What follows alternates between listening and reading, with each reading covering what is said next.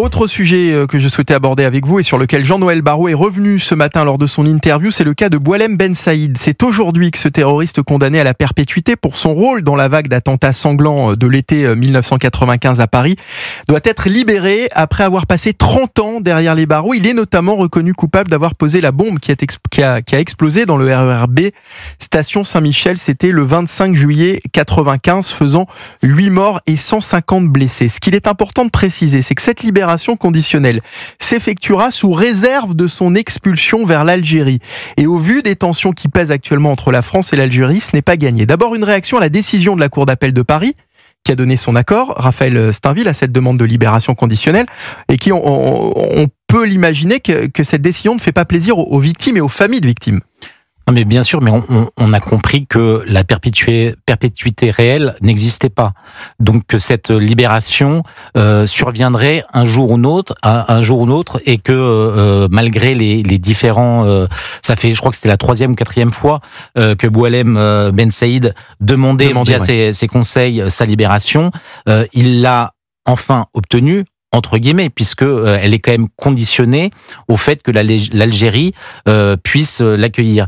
Donc aujourd'hui, moi je comprends qu'on puisse, et à commencer par les familles de victimes qui ne peuvent que frémir à l'idée que cet homme qui a du sang sur les mains puisse être libéré, mais ça ne se fera pas dans l'immédiat. Et vous l'avez rappelé, l'Algérie se refusant à délivrer le moindre laissez-passer consulaire, ayant coupé tout dialogue avec la France, aujourd'hui ce détenu le restera, et le restera encore pour de longs mois. Et on écoutera dans un instant ce que disait justement ce matin Jean-Noël Barrot au sujet de Boualem Ben Saïd. C'est aujourd'hui, vendredi 1er août, que Boualem Ben Saïd, ce terroriste condamné à la perpétuité pour son rôle dans la vague d'attentats sanglants de l'été 1995, doit être libéré après avoir passé 30 ans derrière les barreaux. Jean-Noël Barrot, sans faire de jeu de mots, le ministre des Affaires étrangères est revenu sur son cas ce matin. Je vous propose de l'écouter.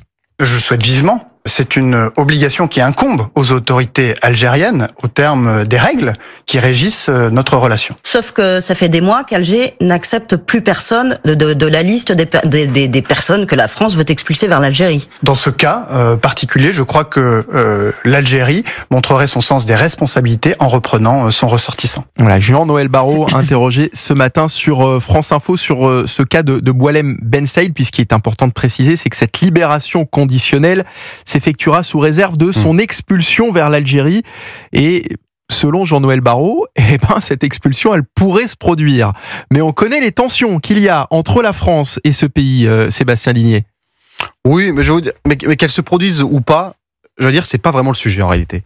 Là, le vrai sujet, c'est qu'en 1981, dans ce pays, il y a eu un mensonge d'État. C'est-à-dire que quand on a aboli la peine de mort, on nous a expliqué à l'époque que la contrepartie, entre guillemets, c'était qu'on aurait une perpétuité réelle et qu'on aurait une prison à vie. Chose qui n'a jamais existé, même pour les terroristes et les gens qui ont du sang sur les mains de Français sur notre propre sol. Le problème que cette question pose, c'est que donc, dans 30 ans, la question va se poser avec Salah Abdeslam et tous les terroristes qui sont incarcérés pour la vague d'attentats islamistes des années 2010. Qu'est-ce qu'on va faire dans 30 ans quand la peine, alors pour Salah Abdeslam c'est un petit peu différent puisque lui il a eu la peine perpétuité incompressible, c'est-à-dire qu'il n'a pas de période de sûreté, c'est donc lui il fera 30 ans et au bout de 30 ans on pourra demander sa libération conditionnelle. Qu'est-ce qui va se passer selon vous?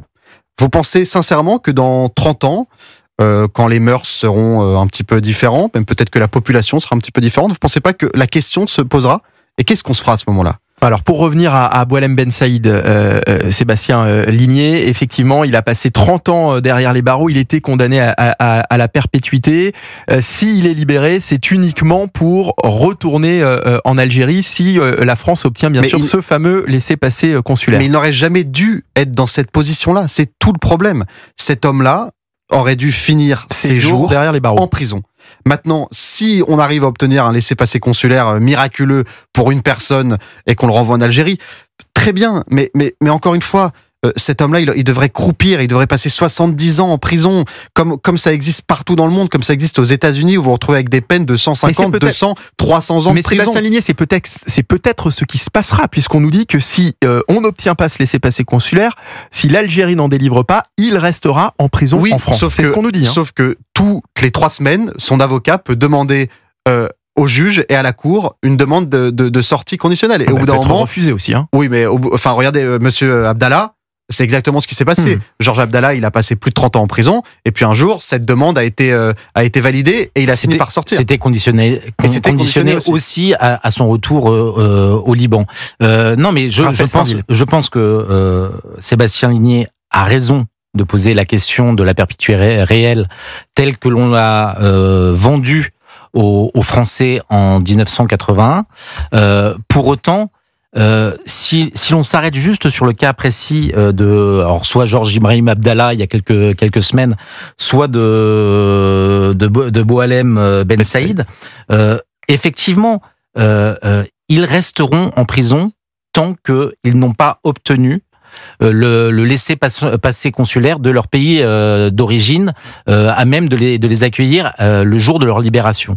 Je dis pas que c'est rassurant, je dis pas que c'est du baume sur les plaies encore béantes des familles de victimes qui ont souffert et qui ont pris eux véritablement la perpétuité réelle parce que les êtres qu'ils ont perdus leur manqueront pour toujours.